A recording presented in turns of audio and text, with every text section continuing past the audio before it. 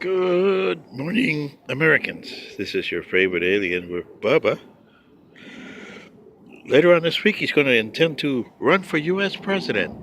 Ain't that fun? But anyway, this is your favorite alien speaking on Saturday, March the 2nd. Oh, March. It's a March alien, huh? Well, I wanted to do a short video for you Americans today and called it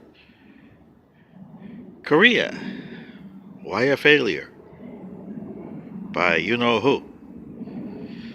Well, it wasn't a failure. It was just he doesn't know what he's doing. This is like saying, for you Star Trek fans here, if you take Quark from Deep Space Nine and you put him as a captain of the Enterprise in the TOC or TOS, you know what's going to happen. The same thing that happened in Korea here with President Trump. And the reason why is as follows. Korea and Vietnam, everybody wants to put those together. And it was an ironic thing that the meeting was chosen at Hanoi. Because remember, at one time there was a North Korea, a South Korea, a North and South Vietnam. And everybody thought that they were lumped together. They are not. Korea was occupied by Japan from 1910 to its defeat in 1945, pardon me. And the reason why North Korea exists is because the Soviet Union declared war on Japan on August 8, 1945. They knew that Japan was about to give up or be defeated, so they wanted to have a hand in it. So what they did is they attacked Japan on the Manchurian side, they attacked Japan on the Korean side. So they got to what is now the DMZ in 1945.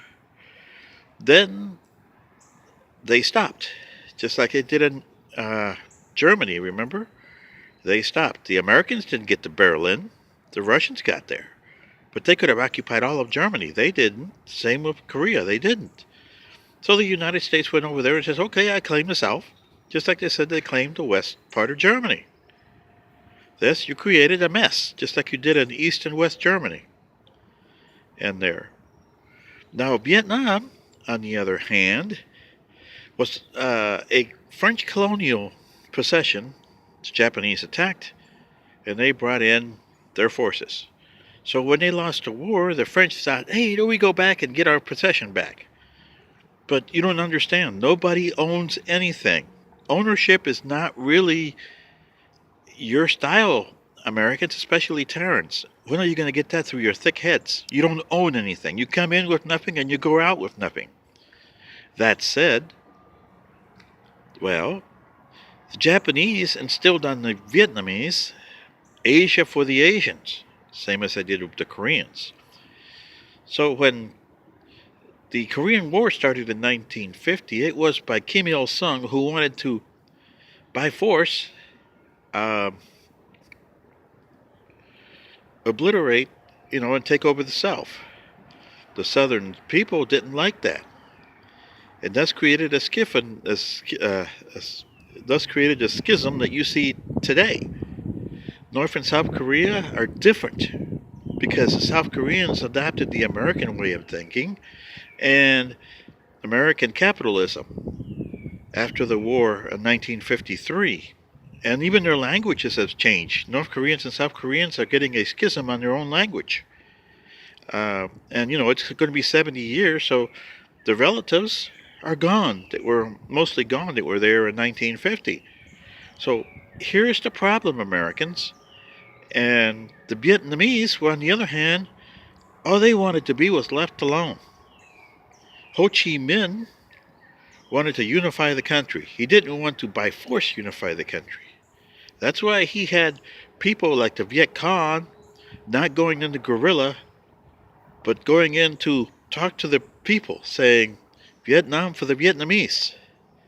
He took the tactic from the Japanese. Kim Il-sung didn't. He wanted the communism all the way through.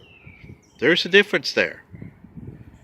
And you notice that when Ho Chi Minh died in 1969, the war was still there. Well, his descendants and successors made Vietnam, the North Vietnamese, what it is, and forced the United States to abdicate in 1973.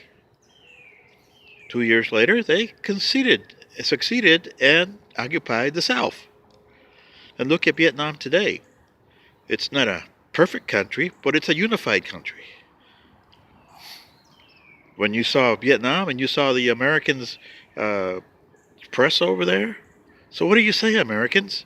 The problem with the Korea is you got three people that should be sitting there: the Russians as successors to the Soviet Union, the Chinese because they are Mr. Kim's pals, and the United States for creating this mess in 1945.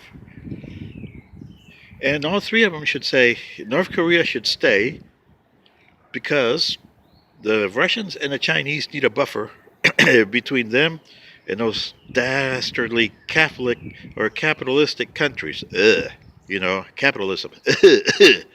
And that's what you should do. You can come to a stalemate there. And they can force North Korea to take away their nuclear weapons because they don't really need them. Really. In this day and age, who needs nuclear weapons? You can force your way by economics. And the Chinese know that. They can force the Americans to do anything. So thanks.